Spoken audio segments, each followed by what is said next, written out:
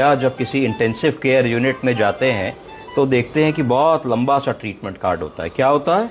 बहुत लंबा चौड़ा ट्रीटमेंट कार्ड होता है। तो एकदम से देख करके ये होता है क्या लिख दिया इतना सारा, बड़ा कॉम्प्लिकेटेड है। तो ये आज मैं थोड़ी सी आपको बताऊंगा कि ये बहुत कॉम्प्लिकेटेड नहीं होता है। ठीक है, तो सबसे पहले इसमें क्या क्या लिखते हैं। इसमें डेट लिखते हैं, हमारा आईसीयू में क्या डे है। जैसे इस पेशेंट का डे 9 है, 9 लिख दिया, उम्र लिख दी, आईपी नंबर लिख दिया, एज लिख दिया, वो मेल है कि फीमेल है ऐसा लिख दिया, उसकी डायग्नोसिस लिख दी और फिर नीचे करंट डायग्नोसिस। तो दो चीज़ें ज़रूरी हैं। डायग्नोसिस, अगर पुराना मरीज है, उसको blood pressure, diabetes, thyroid, coronary artery disease और डायबिटिक न्यूरोपैथी है, तो ये उसकी पुरानी डायग्नोसिस हो गई। और करंट डायग्नोसिस क्या हो गई कि फॉलो थ्रू केस इन चारों चीज़ों का है, पर अभी उसकी क्या प्रॉब्लम है, सांस फूल रही है, लंग में एक पैच आ गया है। तो प्रेजेंट डायग्नोसिस क्या होगी, बाइलेटरल निमोनिया।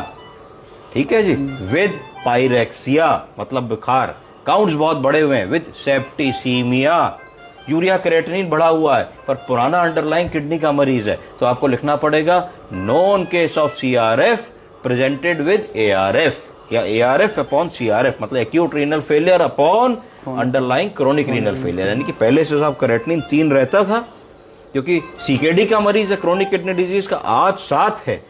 क्यों 7 है? क्योंकि सेप्टिसीमिया हुआ। तो सेप्टिसीमिया से ऐसा क्या हुआ, सेप्टिसीमिया से ऐसा हुआ कि किडनी वैसे ही कमजोर थी, अब और कमजोर हो गई। तो इसका मतलब एक्यूट कंपोनेंट जो किडनी पे आया वो 7 क्रिएटिनिन का है, जिसमें 3 पुराना था। तो 4 हमारा कम हो सकता है, 3 कम नहीं हो सकता।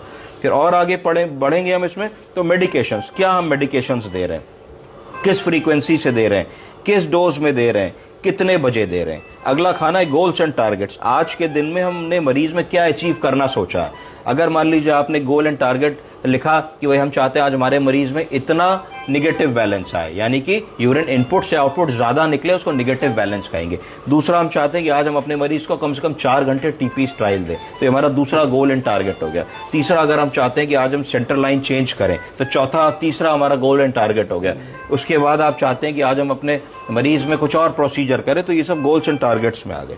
फिर अगला खाना है स्टैट ड्रग्स। स्टैट ड्रग्स का मतलब होता है कि कभी कभी आप मरीज की सिचुएशन देखते हैं, भाई एबीजी किया, उसका पीएच कम हो रहा है, तो आपने कहा sister, brother, nursing officer, 2 injection 4 ampoule आप वो लगा दीजिए इनको, सोडा बाइकार्बोनेट स्टैट, या इतने मिलीग्राम, तो वो स्टैट डोजेस में आ जाएगा।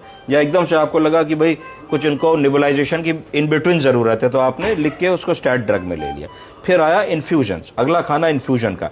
इन्फ्यूजन का मतलब है कि जैसे इस मरीज में देखे तो 3 इन्फ्यूजन और 5 इन्फ्यूजन पंप लग सकते हैं, है ना। तो हमें क्या क्या देना है, जैसे इसमें एक पेंटाप्राजोल का इन्फ्यूजन चल रहा है, इसमें नॉरेड्रेनालिन का चल रहा है, उसमें वैजोप्रेसिन का चल रहा है, 2 और चल सकते हैं, तो वो ड्रग्स देखनी है।